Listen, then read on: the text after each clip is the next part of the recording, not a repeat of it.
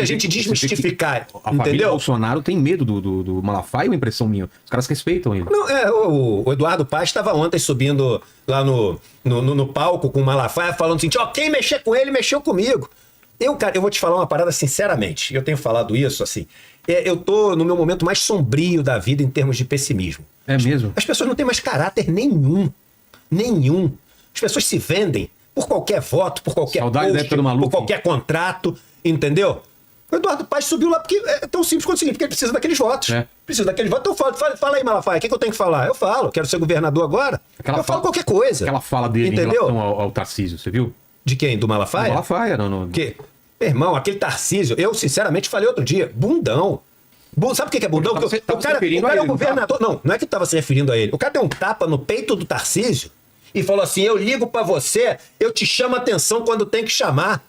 Meu irmão, se eu sou governador de São Paulo, o cara que é o carioca, vem pra cá, sobe no carro elétrico, dá um tapa no meu peito e fala assim, ó, tu fica aí na toa que quando tem que te chamar a atenção, eu chamo, não é?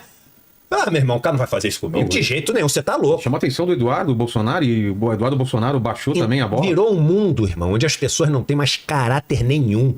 Não tem mais princípios, não tem mais honra, não tem mais nada. Zero. Vale o quanto paga. E quem pagar mais, leva.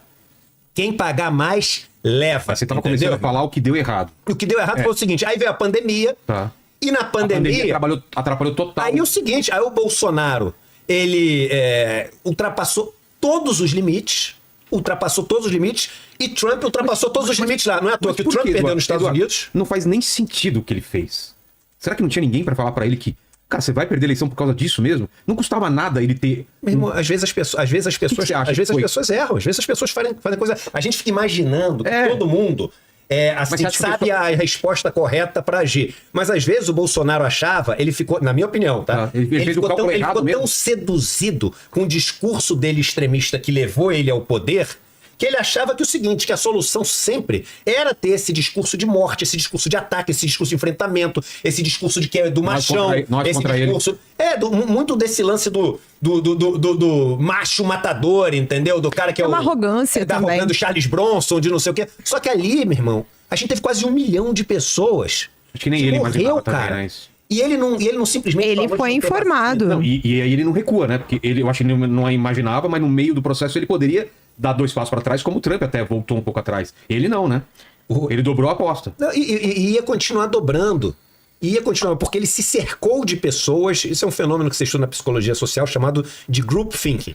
Group thinking é quando um grupo inteiro pensa como uma só pessoa. Você não tem nenhuma discordância, divergência. Ele cercou de pessoas. Os maiores acidentes que você tem, aquele foguete do Discovery que explodiu da NASA, regimes que você tem políticos. O pessoal fala muito do Hitler no final, ninguém tinha coragem de falar que ele estava errado, deu no que deu, né? Falar, na esquerda você tem esse problema enorme também. Muitas vezes as pessoas se cercam de um monte de bajulador e ninguém tem coragem de falar assim, irmão, você tá indo pra onde?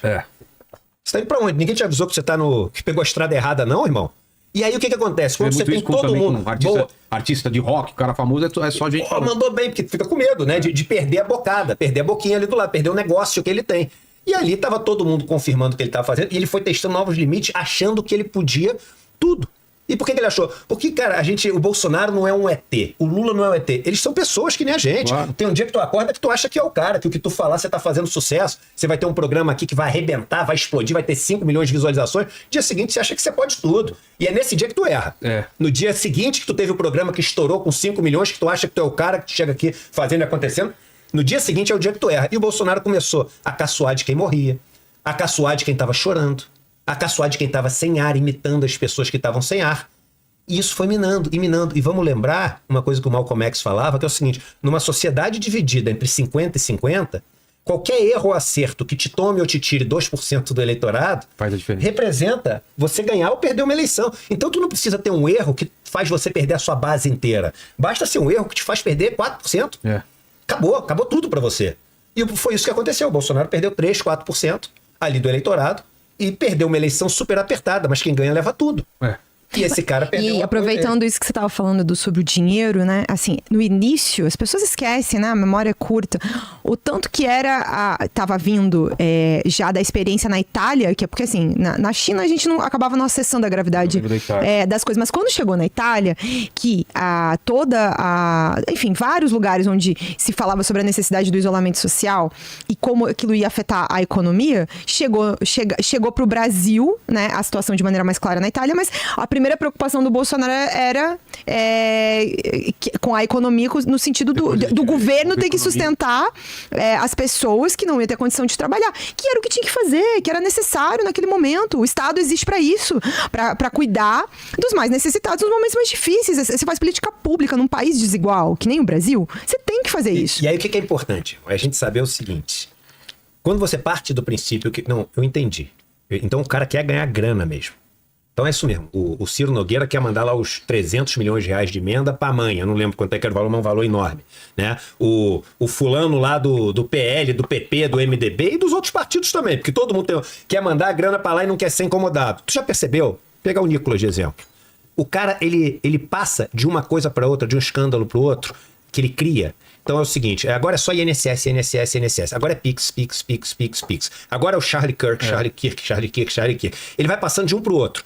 No final das contas, o que ele faz? Ele esquece aquilo, tu tá nunca mais preocupado com isso. Ele nunca teve preocupado com isso. Ele só quer se manter ali. Eu tô dando o exemplo dele, mas isso vale para todos os outros. Ele só quer se manter não só relevante, mas ele quer manter a atenção naquilo ali e ninguém olhar para... O que ele tá fazendo?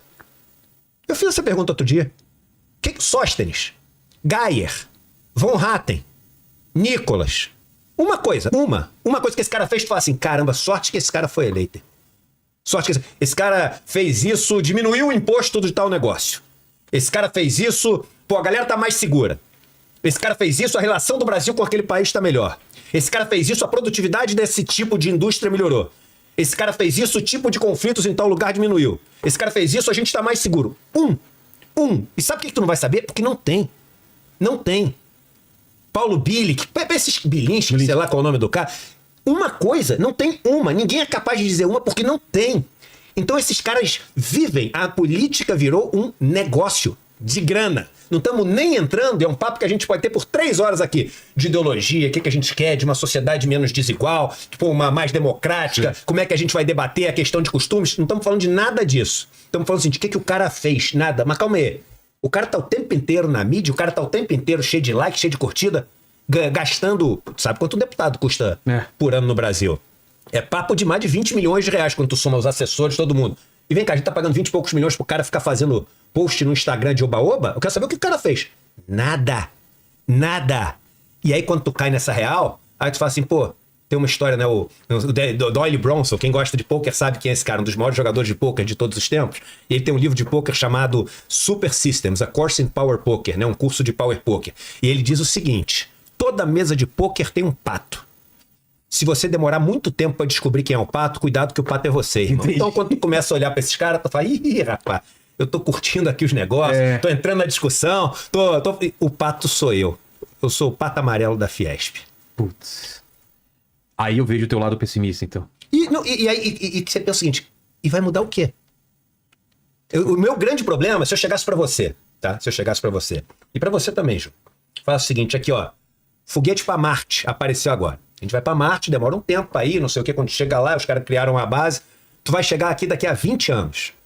Qual a chance que tu acha que daqui a 20 anos, com direita, esquerda, etc., a vida do cara que mora aqui do lado, em Paraisópolis, vai estar melhor?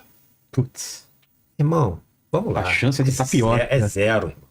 É zero. Por quê? Por que é zero? Porque nem a direita e, infelizmente, nem a esquerda que a gente tem, e tem, obviamente, tem o argumento, e eu aceito esse argumento, que a esquerda não tem força política no Congresso para tomar essas medidas, tudo bem, mas as coisas que pode fazer sem Congresso, muitas vezes também não faz, porque não quer mexer com quem não pode ser incomodado. Quando Lojas Americanas deu golpe de 50 bilhões de reais, tu viu algum cara da esquerda falar, eu digo da esquerda do governo, da esquerda um monte falou, sim, mas que tá ali no governo, apontar e falar, aí, Jorge Paulo Lema, o senhor é um fraudador. Tu vê alguém falar isso? Não. Tu vê alguém falar o seguinte, ô Beto Sicupira, Marcel Teles, é o seguinte, você vai ter que ir lá na CPI dar o teu depoimento, porque 50 bi, irmão, não é um celular, não é assim, não são 5 barrinhas de chocolate. Até porque se fosse 5 barrinhas de chocolate, eles não estavam soltos, estavam presos que o Fux não libera quem rouba 5 barrinhas de chocolate. Tu vê algum dos caras graduados da esquerda apontar o dedo? Não aponta, nem da direita, nem da esquerda. Então eu te falo,